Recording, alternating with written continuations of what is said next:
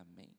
Muito bem, queridos, estamos falando sobre discipulado, estamos pensando a respeito desse tema que é um tema fundamental para a fé cristã. Nossa série de mensagens nos desafia a pensar se somos crentes ou discípulos de Jesus. Qual é o nosso verdadeiro compromisso com Cristo?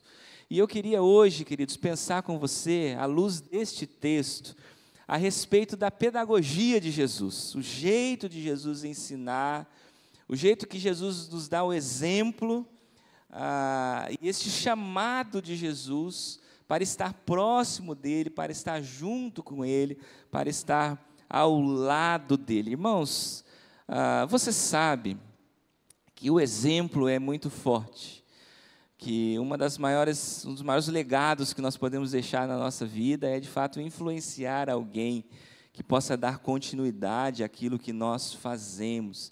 Caminhar com alguém, influenciar a vida de alguém, é sim algo poderoso. E isso é visto através do exemplo de Jesus. As Escrituras nos ensinam que discipulado faz parte deste processo, mas a gente consegue ver isso também na história da humanidade, através do exemplo de pessoas, de muitas pessoas, que influenciaram a vida de muitos outros quando entenderam isso, quando dedicaram tempo da sua vida para estar com alguém, para ajudar alguém, para caminhar com alguém. A história nos mostra, queridos, existe uma história de um mártir da fé, Policarpo. Talvez você já conheça essa história bastante conhecida. Policarpo fez parte, na verdade, da primeira geração de pessoas, de crentes em Cristo Jesus, depois dos discípulos, dos apóstolos. Naquele momento inicial da igreja, as pessoas estavam aprendendo a ser igreja. Nós temos todo o contexto do Novo Testamento, e embora nós não temos esta citação nos escritos do Novo Testamento, mas a história vai nos falar a respeito disso. E, na verdade, queridos, aqui nós temos na Bíblia o pontapé inicial daquilo que Jesus deixou para estes 12 que ele escolheu, no texto que nós lemos. E esses 12 começaram uma obra, e essa obra foi avançando. A perseguição naquela época foi muito ferrenha, você sabe disso. Roma passou a perseguir os cristãos. E Policarpo foi uma pessoa que morreu aos 86 anos, queimado por Roma. Ele deu a sua vida pelo Evangelho de Jesus. E existem relatos históricos muito contundentes que vão mostrar para a gente que muito desta coragem dele de entregar a vida. Tem uma frase conhecida e famosa que eu até anotei dele aqui, que quando ele estava, na verdade, quando pegaram ele, prenderam ele, levaram ele para a fogueira, ele teve a oportunidade de negar Jesus, se curvar a César para salvar a sua vida. E quando ele foi questionado e foi dada essa oportunidade para ele, ele disse assim: há 86 anos eu sirvo o Senhor e ele nunca me fez nenhum mal. Como eu posso blasfemar contra o meu rei que um dia me salvou? Que fé, né, queridos? A gente está olhando aqui para uma história verídica, real, de alguém que de fato entregou a sua vida, literalmente, por amor a Jesus. E a história vai nos dizer, de forma também bastante contundente, que este homem, muito provavelmente, foi um discípulo direto de João. Alguém que caminhou com João, que conheceu João, que conviveu com João e que aprendeu o Evangelho de Jesus através da vida de João.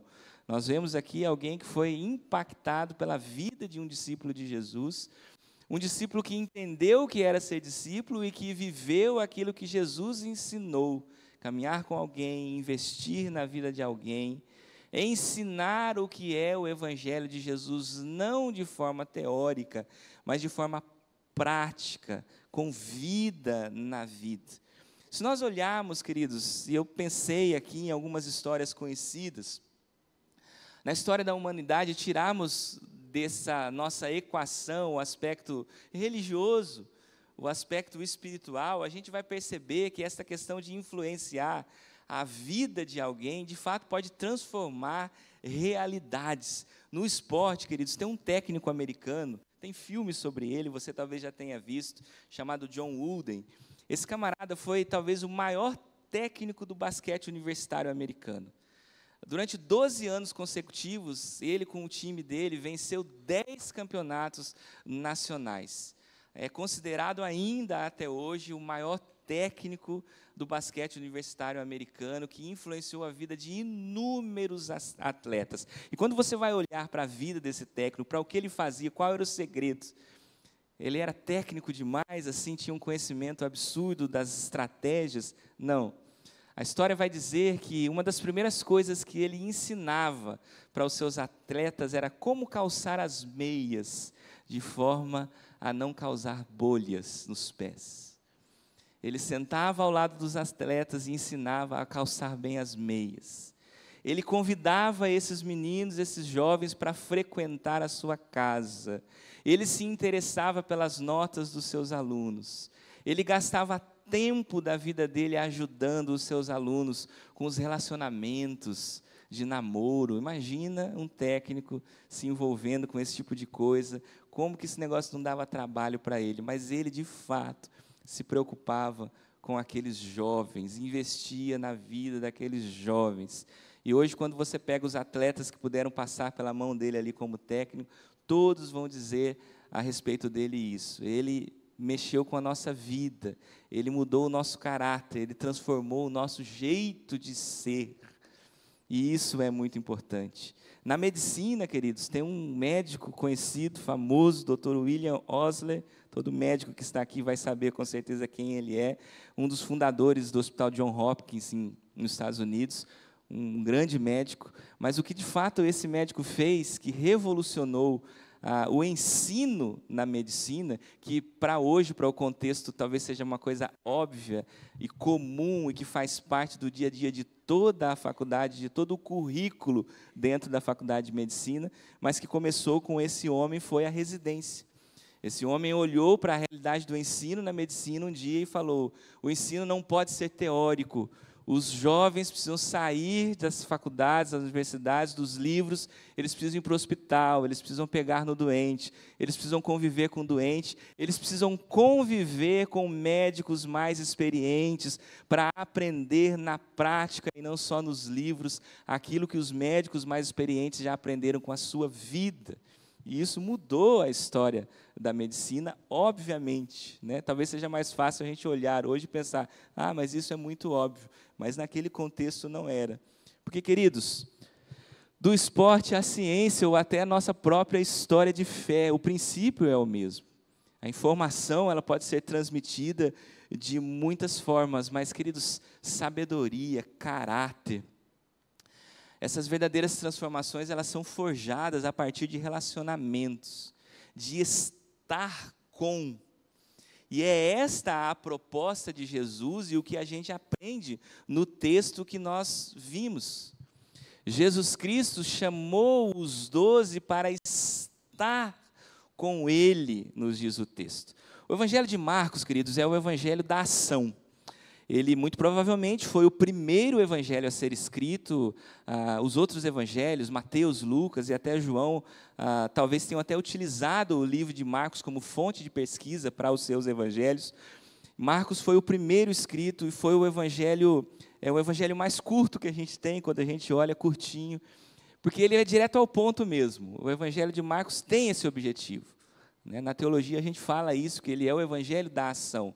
O objetivo de Marcos é mostrar o que Jesus pode fazer, o que Jesus fez, e de forma muito rápida e prática, enfatizar o poder de Jesus, a obra de Jesus Cristo, os aspectos práticos daquilo que Jesus fez, a salvação em Cristo Jesus e a veracidade daquilo. De forma contundente, ele faz isso. E nós temos aqui nesse texto que eu li para você, o relato da escolha dos 12, sem muitos detalhes, como Marcos escreve diretamente, falando que ele vai e escolhe 12 pessoas para caminhar com ele, para estar com ele, para viver com ele, e por isso para ser treinado por Jesus, para ser discipulado por Jesus. E eu queria olhar para esse texto com você, eu queria pensar algumas coisas. Quero tirar aqui 4 lições fundamentais sobre o verdadeiro discípulo de Jesus, sobre o verdadeiro discipulado, à luz da palavra de Deus e deste texto. Primeiro, queridos, para introduzir o assunto, na verdade, A gente percebe no texto que existe um chamado soberano. A escolha de quem ele quis, isso está no verso 13. Jesus subiu a um monte e chamou a si aqueles que ele quis, os quais vieram para junto dele. Antes de falar aqui do texto, eu vou abrir um parênteses aqui para dar uma explicação para os irmãos. Eu não vou entrar no aspecto teológico aqui, da discussão entre calvinismo e arminianismo, soberania de Deus, livre-arbítrio, porque esse texto seria um dos textos que daria bastante pano para a manga nesse sentido. Eu não sou calvinista, não sou um pastor calvinista, respeito quem é, mas não entendo sobre a ótica do Evangelho de Jesus o pensamento calvinista de forma íntegra, né? Lógico que a gente tem muita coisa de Calvino, que a gente, inclusive na nossa doutrina batista, a gente tem sim. Não existe esse negócio, né, 100% aqui, 100% ali, Calvino e Armínio. Até existe, mas esses radicalismos, eles não são tão comuns, mas, em essência, eu não sou calvinista. Estou dizendo isso para os irmãos porque não há problema em não ser calvinista e reconhecer a completa soberania de Deus. Para mim, na minha cabeça, na minha teologia, não há conflito nisso. Né? Muita gente encontra conflito, faz muita confusão sobre isso, assunto para uma outra hora, mas não há conflito nisso. Porque Deus sim é soberano, e sim sabe de todas as coisas, e sim Deus nos diz nesse texto que Ele subiu ao monte e Jesus chamou aqueles a quem Ele quis. O princípio aqui no texto, queridos, é muito claro, que fala da soberania de Deus, deste convite do Senhor, da salvação em Cristo Jesus, do discípulo de Jesus que foi chamado, predestinado, como Paulo diz aos Efésios, para viver para o Senhor. E a gente tem que entender que esta vida discipular, que esta vida de serviço ao Senhor, parte sim da soberania de Deus. Eu acho que quando nós olhamos para isso, queridos, nós entendemos aqui que não está sobre a nossa capacidade, a responsabilidade de ser discípulo de Jesus, mas está sobre a soberania de Deus. Deus não chama os mais capazes, os mais santos, os mais inteligentes. Ele chama aqueles a quem Ele quer, Ele convida, a iniciativa é dEle, o critério é dEle, a salvação quem dá é Jesus Cristo. No processo de discipulado, a gente precisa entender isso. Nós, crentes em Cristo Jesus, não estamos aqui para convencer as pessoas a se filiarem à nossa religião. Outras religiões fazem isso. Nós não fazemos a partir simplesmente de argumentações teóricas. Nós apresentamos um evangelho que não é nosso, é de Jesus. Nós vivemos ele, fomos alcançados por ele, conhecemos o poder deste evangelho, mas é de Jesus. E entendemos em muitos textos bíblicos, e à luz de todo o Novo Testamento, na verdade, esse conceito de que toda a glória é do Senhor, de que toda a dependência de Jesus e da ação do Espírito Santo é necessária para o processo de evangelismo e discipulado. Isso, queridos, destrói o nosso orgulho às vezes. Porque muita gente, às vezes, lida com o discipulado nessa ótica, ser melhor do que alguém, eu vou discipular alguém porque eu sou mais santo, eu conheço mais a Deus, Deus gosta mais de mim do que de você, então me segue aqui, porque eu vou te ensinar como é que faz para Deus gostar de você. Isso não tem nada a ver, queridos, não é esse o processo. Honra e glória sempre são dadas ao Senhor, e mesmo no processo de salvação, mesmo nesse amor derramado a todos, e eu tenho plena convicção disso, que Deus amou todo o mundo, de tal maneira que deu o Filho unigênito para que todo aquele que nele crê não pereça, mas tenha a vida eterna. A iniciativa foi dele, ele é soberano sobre todas as coisas. E no chamado dos discípulos a gente percebe isso. O apóstolo João, ele registra palavras semelhantes a essa de Jesus aos seus discípulos em outro momento. João 15:16, texto conhecido da palavra de Deus. Jesus diz assim: vocês não me escolheram, mas eu os escolhi para irem e darem frutos, fruto que permaneça, a fim de que o Pai lhes conceda o que pedirem em meu nome. Vocês não me escolheram, eu escolhi vocês. Meu irmão, minha irmã, descanse numa coisa: você não está aqui por acaso. Você não é discípulo de Jesus por acaso. O seu chamado de fé não foi um acidente. Antes da fundação do mundo, segundo a palavra do Senhor, Ele já sabia que você um dia estaria aqui e seria discípulo de Jesus. E a missão que Ele deu a você e a mim como discípulos de Jesus, de pregar o Evangelho e de caminhar com outras pessoas, não é, como eu disse semana passada, queridos, uma missão, um fardo pesado que Jesus colocou nas nossas costas.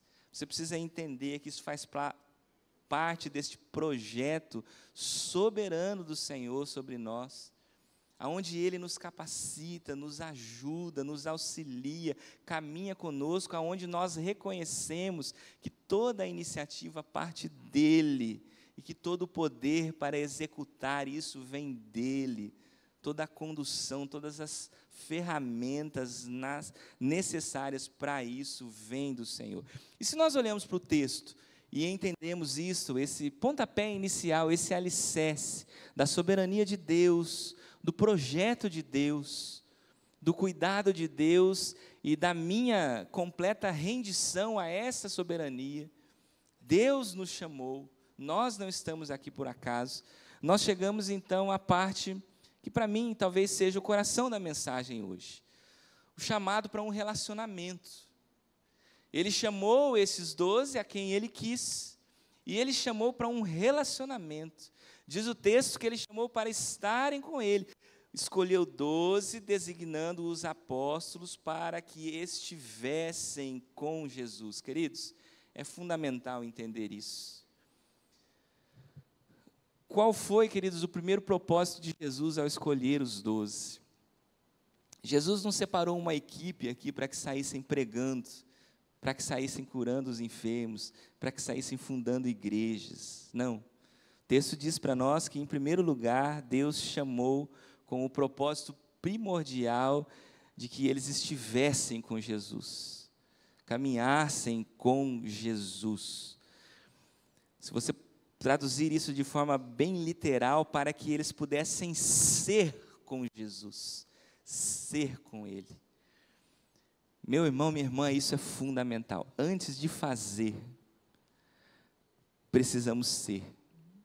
Não tem como, querido, ser discípulo de Jesus e praticar o discipulado de forma no dia a dia, caminhando com alguém, ajudando alguém, ensinando alguém, se isso não for uma coisa que faz parte de quem você é.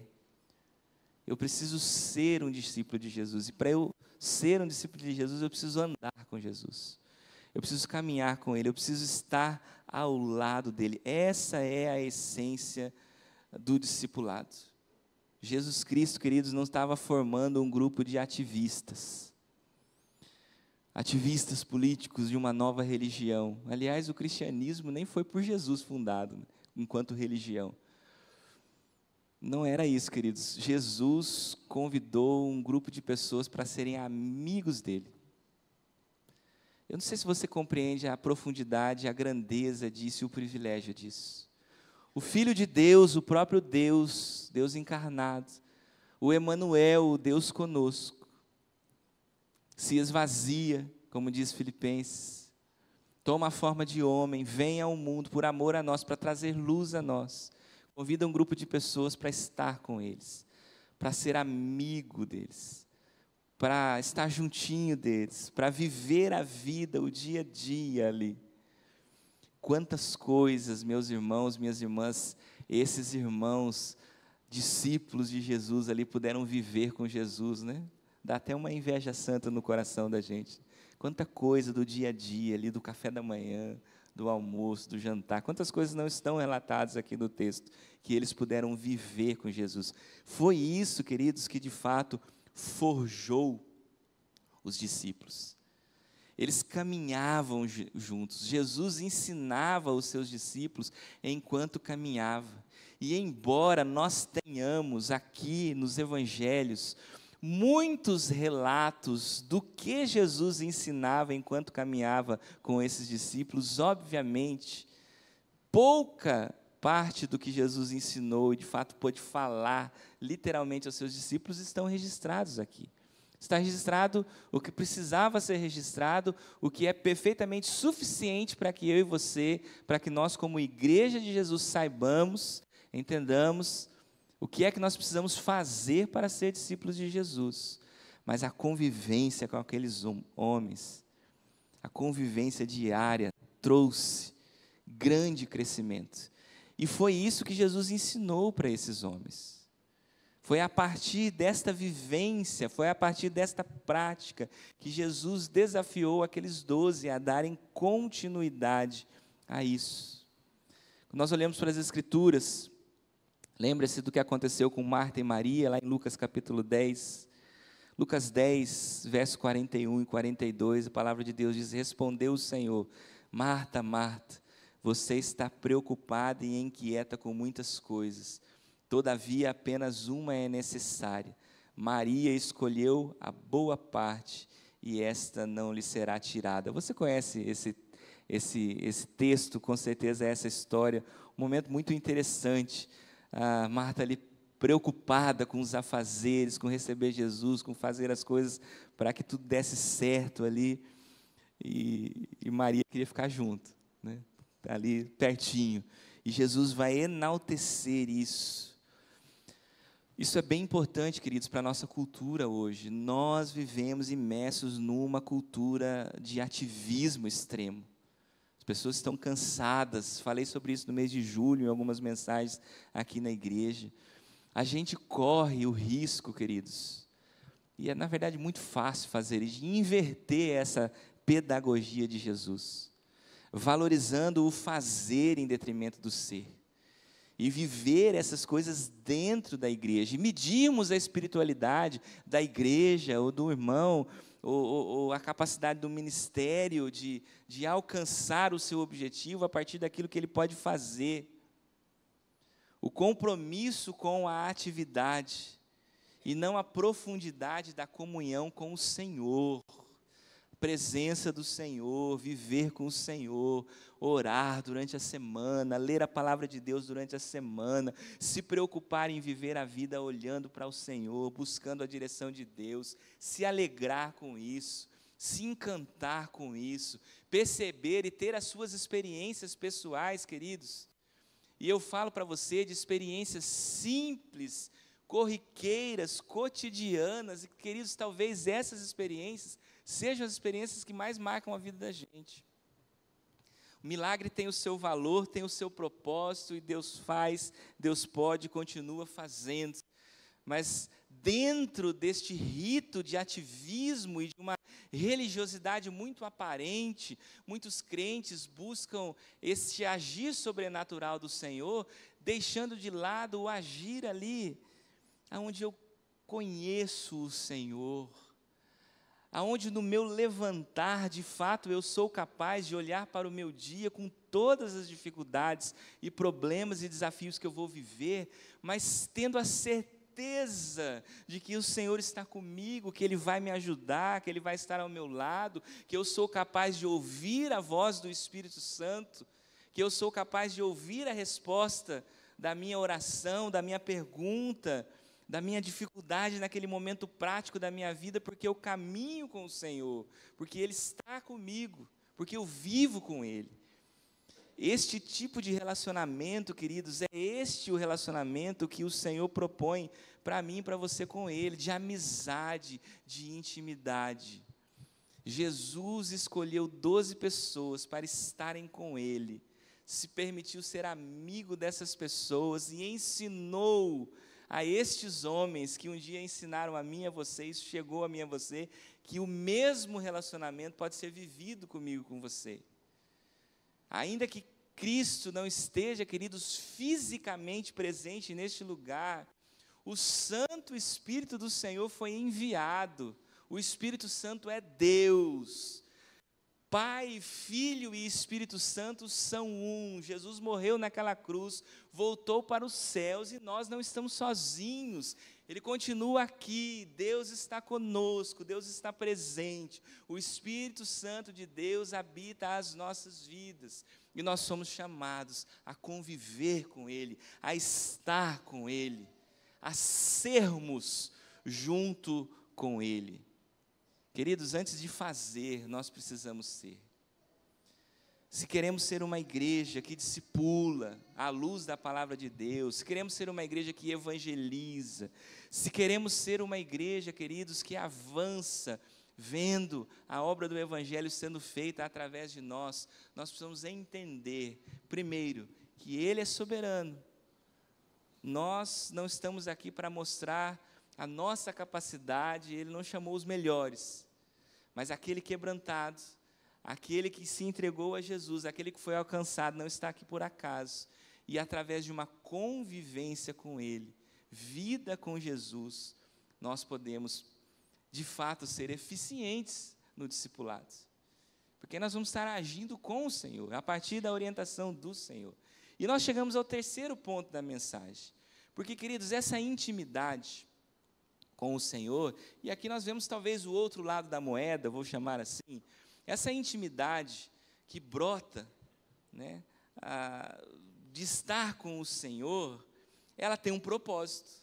Nós fomos chamados com um propósito.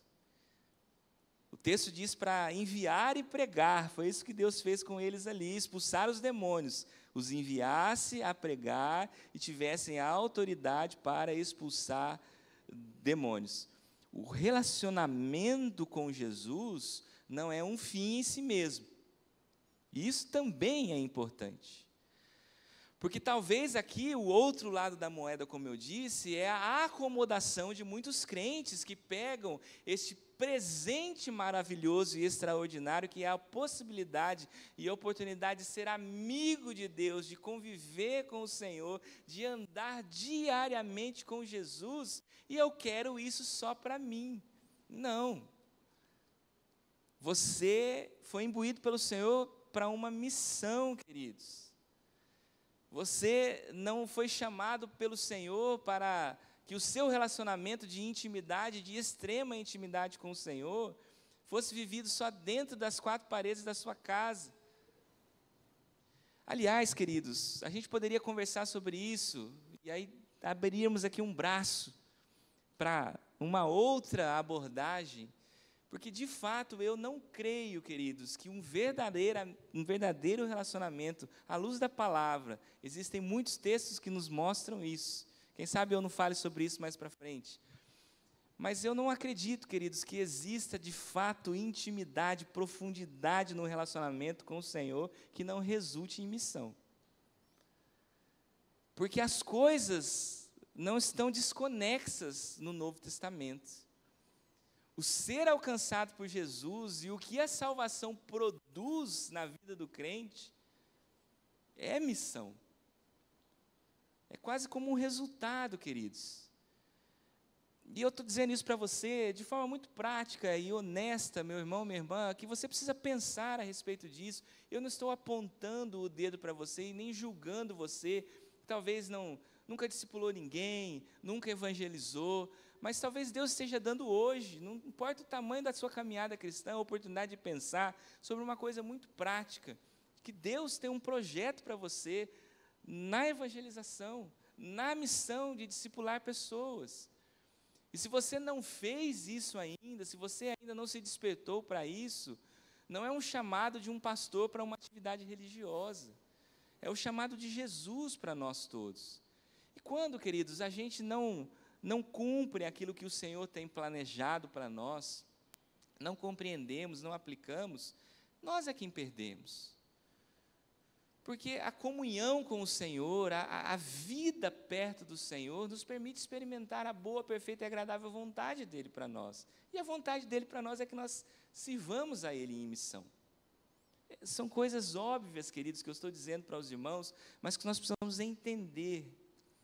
E aí, quando a gente começa a pensar de forma prática na vida da gente, a gente vai às vezes pensar, pô, pastor, mas é difícil, eu não sei, é complicado, eu tenho medo, eu não tenho coragem, eu sei disso tudo. Eu também, meus queridos, às vezes fico com medo, às vezes não tenho coragem, às vezes tenho dificuldades, não sou diferente de você.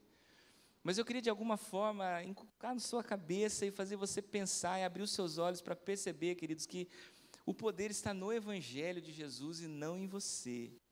E se você se despertar para isso e entender isso, e se disponibilizar ao Senhor, meu irmão, minha irmã, você vai ver, você vai experimentar o agir poderoso do Senhor através da sua vida. E meu irmão, minha irmã, não tem nada melhor do que isso. Ter o privilégio e a oportunidade de ser um instrumento na mão de Deus para abençoar, para ajudar outro, para evangelizar alguém. Talvez seja uma das coisas mais edificantes para a nossa vida, que traz mais crescimento para a nossa vida.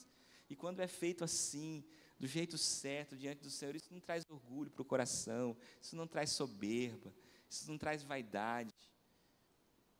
Porque se tem vaidade, se tem orgulho, se tem soberba, é porque já começou errado. Queridos, nós somos chamados com um propósito. Esses discípulos, eles foram chamados com um propósito. O texto bíblico vai dizer que Jesus deu a eles autoridade para expulsar demônios. De onde vinha esta autoridade, queridos? Vinha do seminário, do curso teológico que os discípulos fizeram com Jesus? Não veio. Vinha do próprio Jesus. Vinha da pessoa de Jesus, da convivência com Jesus. E a nós hoje, da presença do Espírito Santo de Deus em nós, que nos dá esta autoridade. Queridos, nós somos convocados pelo Senhor, chamados pelo Senhor, escolhidos pelo Senhor para uma obra grandiosa, maravilhosa, e somos totalmente capacitados pelo Senhor, autorizados pelo Senhor para esta obra. Louvado seja Deus por isso. Aqueles discípulos viram o que Jesus podia fazer. Aqueles discípulos experimentaram o que Jesus podia fazer. Nós vivemos assim. E a partir disso eles puderam agir. Quando nós olhamos para o texto da grande comissão, o texto que eu usei na mensagem na semana passada, quando Jesus comissiona a todos, a mim e a você, a ir por todo o mundo, a pregar o Evangelho, a fazer discípulo de Jesus, a batizar em nome do Pai, do Filho e do Espírito Santo, a ensinar, a obedecer a tudo aquilo que ele tinha ensinado, ele termina com algo extraordinário, dizendo: eu estarei com vocês até o fim dos tempos. Jesus está conosco. Queridos, vem dele a autoridade para sermos discípulos de Jesus e para discipularmos as pessoas, para pregarmos o Evangelho de Jesus hoje. Foi dessa forma que o Evangelho de Jesus chegou até nós. Há mais de 2000 anos isso acontece. Deus tem usado pessoas, existe uma corrente inquebrável de discípulos de Jesus, capacitados pelo Espírito Santo de Deus. E nós hoje estamos dentro dessa história e temos na história do hoje a responsabilidade de agir e de fazer. Não queremos, queridos, ser uma igreja repleta de atividades religiosas. Não queremos, queridos, ser aqui uma igreja com um leque de possibilidades, com um cardápio, para que você possa escolher aquilo que melhor lhe agrada e lhe serve às suas necessidades pessoais. Esse não é o principal objetivo da primeira igreja batista de Palmas. Não é, queridos. Nós somos uma igreja missionária, nós fomos alcançados pela obra missionária. Missões faz parte do nosso DNA. De vez em quando a gente até ouve por aí assim: poxa vida, as campanhas missionárias às vezes cansam, né? Porque a igreja está sempre fazendo campanha missionária. Aliás, em setembro nós vamos começar outra, né? Porque é isso que nós somos, queridos. Nós estamos aqui para fazer missões. Nós estamos aqui para pregar o Evangelho de Jesus. Nós estamos aqui para levar este Evangelho, que começou ali com 12 pessoas e chegou até nós. Essa é a nossa principal missão. As outras coisas, queridos, são também importantes. As outras coisas nós também podemos fazer. As outras coisas também são necessárias. No corpo de Cristo há multiplicidade de dons, capacidades diferentes, exercidas por pessoas diferentes, também a partir do Espírito Santo de Deus, para alimentar a vida espiritual do crente, para fortalecer a vida do crente. Isso tudo, sim, também faz parte da vida da igreja, mas para o mesmo objetivo, para um único propósito, que é pregar o Evangelho e fazer discípulos de Jesus. O nosso relacionamento com Jesus, queridos, não é um fim em si mesmo. Nós fomos chamados para uma missão, nós temos um propósito. Nós fomos escolhidos pelo Senhor, não por um acaso. Se nós estamos aqui hoje, nesta noite, ouvindo esta mensagem, é porque nós fazemos parte desta missão. E, queridos, a última coisa que eu queria falar para você, que eu acho muito interessante nesse texto, que reflete uma beleza, um desafio, algo que só o Evangelho de Jesus é capaz de fazer com tanta graça, bondade e com tanta beleza. O chamado que une os diferentes. Quando nós olhamos para o texto vai falar de 12 homens, a beleza da diversidade nos versos 16 a 19. Queridos, esses são os 12 que ele designou, diz o texto bíblico. Simão, a quem deu o nome de Pedro, depois tem Tiago, tem João, tem André, tem Filipe, tem Bartolomeu, tem Mateus, tem Tomé, tem Tiago, tem Tadeu, tem Simão, o Zelote e Judas Iscariote. 12 homens. Quando você olha para essa lista de 12 homens e vai compreender um pouquinho quem eram essas pessoas, aqueles que nós temos mais, ou alguns nós temos mais informações, outros menos informações, gente muito diferente. Pessoas que numa lógica humana não serviriam para andar juntos, para conviver debaixo do mesmo teto, e é o que eles fizeram por 3 anos, viveram juntos, comeram juntos, tomaram café juntos, dormiram juntos. Na ótica humana, queridos, isso não seria possível. Me assusta a proposta de uma igreja hoje segmentada a partir de grupos de interesse. Não me parece ser esta a proposta de Jesus em momento nenhum nas Escrituras. A igreja precisa ser um lugar de pessoas diferentes. Na igreja precisam caber pensamentos diferentes, ideias diferentes, convicções diferentes. Alinhados no princípio do Evangelho, sujeitos, povo diferente, sujeito submisso à vontade do Senhor, à orientação do Senhor, à palavra de Deus. O mundo pode dizer aí fora que isso não é possível, mas a história mostra que é possível, porque a igreja continua viva, operante, atuando há mais de 2000 anos, com pessoas diferentes. Nós tínhamos aqui Pedro, Tiago e João, pescadores, rudes, pessoas simples. Nós tínhamos aqui o cético, Tomé.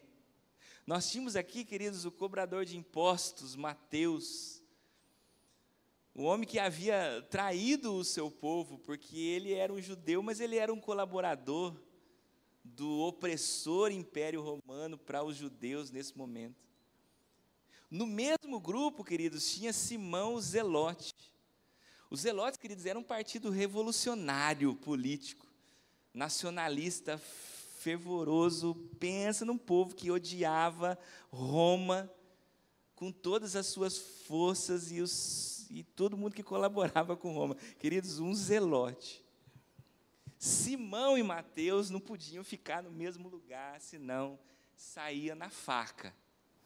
Era isso aí, naquele contexto. Era desse jeito que o negócio acontecia. Talvez Mateus fosse correr, mas o zelote ia correr atrás dele com a faca. Era desse jeito. Jesus chamou pessoas assim, diferentes, para conviverem juntos e para serem discípulos dele. Não havia entre eles ali, queridos, uma arena política e religiosa.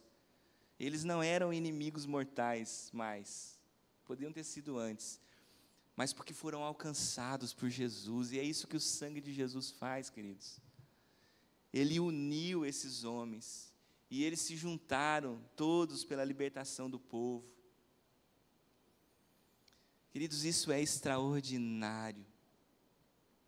Jesus lavou os pés de Judas, sabendo que Judas ia traí-lo, demonstrando para os outros 11 que deviam amar mesmo aqueles que um dia pudessem trair, que devia amar mesmo os seus inimigos, que o amor que ele estava ensinando e mostrando, isso foi uma coisa prática, que eles viram, que eles experimentaram de Jesus, que nós deveríamos amar as pessoas, independente de quem sejam elas, do que fizeram. Amor incondicional. Jesus não falou sobre amor incondicional. Jesus viveu amor incondicional, foi testemunha disso, pôde mostrar isso para os seus discípulos. Eles puderam aprender isso, e as diferenças deles foram minimizadas. Com certeza ainda haviam diferenças, com certeza ainda haviam discordâncias. Aliás, quando nós olhamos para o livro de Atos e a gente vê a convivência da igreja ali, algumas discordâncias são evidentes no texto, e nós continuamos assim, somos diferentes, mas Deus, de alguma forma extraordinária, soberana, sublime, Ele fez esse negócio dar certo. Queridos, o projeto de Deus é um projeto perfeito. O projeto de Deus para a igreja é um projeto perfeito. Nós somos, eu repito isso, somos privilegiados por fazer parte desse projeto. Eu queria que nessa noite você pensasse sobre isso. Eu queria que nessa noite você saísse daqui, fosse para sua casa, e durante a semana você mastigasse esses conceitos na sua mente, você visitasse outros textos bíblicos, você pensasse a respeito disso. Por que é que você tem vindo domingo após domingo a esta igreja? Por que é que você é um cristão? O que de fato você tem feito de forma prática como cristão para cumprir a missão que o Senhor chamou você para cumprir? Para concluir, queridos, vamos recapitular aqui as coisas que eu falei para você. Ele, Jesus Cristo, nos alcança com um chamado soberano, que não depende de nós, mas do seu imenso amor. É para Ele toda a honra e glória. O propósito principal, queridos, desses chamados, é para um relacionamento íntimo, para simplesmente estarmos com Ele. Sem começar assim, não tem o restante, queridos. Desse relacionamento é que flui um propósito missionário.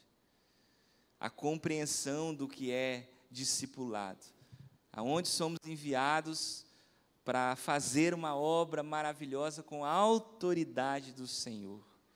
E por fim, esse chamado une em um só corpo os mais diferentes indivíduos, criando beleza na diversidade. Esta é a igreja de Jesus. Meu irmão, minha irmã, como está a sua vida de discipulado? O que é que você tem priorizado na sua agenda como um cristão? Pense sobre isso. Aonde o ativismo religioso da igreja se encaixa dentro da sua vida de discípulo de Jesus? Talvez, querido, seja o momento de nós reavaliarmos, individualmente, também coletivamente, como igreja, aonde nós temos gasto o nosso tempo e a nossa energia. É hora de, como Maria, escolhermos a boa parte, estar aos pés de Jesus, conviver com Jesus, nos lembrarmos que antes de fazer, nós precisamos ser com Jesus, e isso para mim e para você é um privilégio. E olharmos, queridos, levantarmos os nossos olhos e olharmos ao nosso redor, e buscarmos e pedirmos ao Senhor as oportunidades, aonde nós vamos agir, quem o Senhor vai colocar para que eu possa ajudar. Não tenha medo disso, meu irmão, não tenha medo, coloque a sua vida à disposição do Senhor. Eu estou aqui, querido irmão, irmã, de forma muito prática, dando a cara a tapa, dizendo para você, afirmando a você e desafiando você, faz o que eu estou fazendo, o que eu estou falando. Você vai ver o agir de Deus através da sua vida, eu não tenho dúvida disso, não tenho medo de desafiar você a fazer isso. E aí, queridos, nós fazemos isso juntos. E aí talvez você tenha dúvidas, e aí talvez você precise de ajuda. Legal, é assim mesmo, e aí nós vamos ajudar. E aí, se eu não souber, eu vou procurar alguém que sabe, vai me ajudar, e aí nós vamos conviver, e aí o Espírito Santo de Deus vai agir, e nós vamos caminhar, e o Espírito Santo de Deus vai fazer a obra. Sempre alicerçados aqui na palavra de Deus, buscando do Senhor a direção, a orientação, a capacitação necessária para sermos discípulos de Jesus. Meu irmão, minha irmã, para encerrar, de verdade, nós precisamos ser uma igreja aonde os mais diversos tipos de pessoas encontrem lugar, acolhimento. E isso só vai acontecer se de fato o Evangelho de Jesus for a centralidade daquilo que nós fazemos. Nós precisamos entender, queridos, nós não estamos aqui neste lugar para oferecer um leque de possibilidades. Nós estamos aqui para oferecer o Evangelho de Jesus, porque este Evangelho um dia nos alcançou. Nós precisamos tomar cuidado para sermos uma igreja onde sempre as diferentes pessoas têm um lugar para viver o Evangelho de Jesus, sem abrir mão dos princípios. Isso é importante. Eu não estou falando de abrir mão dos princípios, eu não estou falando de me amoldar a este mundo para que todo mundo possa se encaixar aqui. Na verdade é o oposto disso. Dentro dessa complexidade religiosa hoje, a gente também tem esse desafio. O Evangelho é um só, os princípios são imutáveis, doa a quem doer. Eu não estou aqui para dizer para os irmãos o que eu acho enquanto pastor, estou aqui para apresentar para os irmãos o que a palavra diz, e ela é a autoridade para nos ensinar, e sempre vai ser. Até ela está sendo questionada aí por muitos cristãos hoje. Misericórdia dessas pessoas. Não somos esta igreja, somos igreja fundamentada na palavra do Senhor. E queridos, precisamos entender que fundamentado nos princípios da palavra, sem abrir mão desses princípios, é possível, é perfeitamente possível viver em meio a um povo diverso. Porque foi assim com os discípulos. Jesus escolheu pessoas assim e caminhou com eles. Que Deus nos ajude, que Deus nos faça entender, que seja mais do que uma série de mensagens. Nós somos muito mais do que crentes, do que um rótulo religioso. Nós somos, queridos, discípulos de Jesus. Feche seus olhos. Fale com Deus nesse momento. Eu quero desafiar você a olhar para a sua vida prática hoje e talvez estabelecer alguns desafios práticos. Desafios para a sua semana, de coisas que você talvez precise fazer e mudar na sua rotina, para abrir mais tempo e espaço para a leitura da palavra de Deus, quem sabe, para a intimidade com o Senhor e para as oportunidades que Deus há de dar a você para pregar o Evangelho de Jesus, para discipular alguém, para caminhar com alguém. Pai querido, visite o coração do meu irmão, da minha irmã neste momento, que no nome de Jesus, o nome sobre todo nome, Pai, nós possamos compreender a missão do Senhor para nós. E Deus, ao compreendermos a Tua missão, Deus, nós possamos glorificar o Seu nome, nos alegrar, Deus, entendendo, compreendendo o privilégio, Deus, que nós temos, de caminhar com o Senhor, de viver com o Senhor, de andar ao Seu lado, de ser com o Senhor, Deus, e que isso de fato, Pai, se transforme em ações práticas, em cumprimento da missão que o Senhor nos deu, em capacitação vinda do Teu Santo Espírito, Deus, para com autoridade, com ousadia, possamos agir, Deus, porque o Teu Santo Espírito, Deus, nos capacita para isso, nos autoriza, nos habilita, Deus.